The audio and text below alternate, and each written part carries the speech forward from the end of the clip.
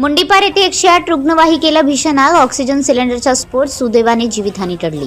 गोंदिया जिल्ह्यातील गोरेगाव तालुक्यातील मुंडीपार येथे गुरुवारी दुपारी सुमारास दुरुस्तीसाठी आलेल्या 108 रुग्णवाहिकेला अचानक आग लागून ते पूर्णतः जळून खाक झाल्याची धक्कादायक घटना घडली। या आगीत रुग्णवाहिकेत असलेला ऑक्सिजन सिलेंडरचा भयंकर स्फोट होऊन परिसरात मोठी दहशत निर्माण झाली। प्राप्त माहितीनुसार संबंधित रुग्णवाहिकेला देवरी तालुक्यातील चिचगड ग्रामीण रुग्णालयापर्यंत येणारी असून काही दिवसापूर्वी ती बिघाड झाल्याने दुरुस्तीसाठी मुंडीपार येथील मांडूदेवी वर्कशॉपमध्ये आणली होती।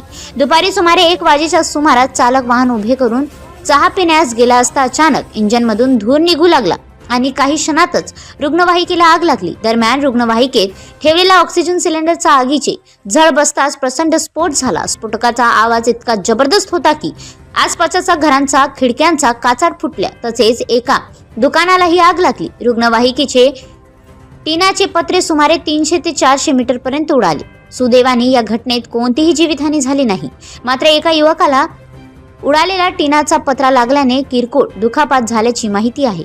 घटनेची माहिती मिळताच गोरेगाव पोलीस व अग्निशमन दल घटनास्थळी दाखल झाले, मात्र तोपर्यंत रुग्णवाहिका होत्याची नव्हती झाली होती। इंजिनमध्ये शॉर्ट सर्किट झाल्याने आग लागल्याचा प्राथमिक अंदाज वर्तवण्यात येत असून पुढील तपास गोरेगाव पोलीस करीत आहेत। या स्फोटकामुळे काही काळ परिसरात भीती आणि गोंधळाचे वातावरण निर्माण झाले होते।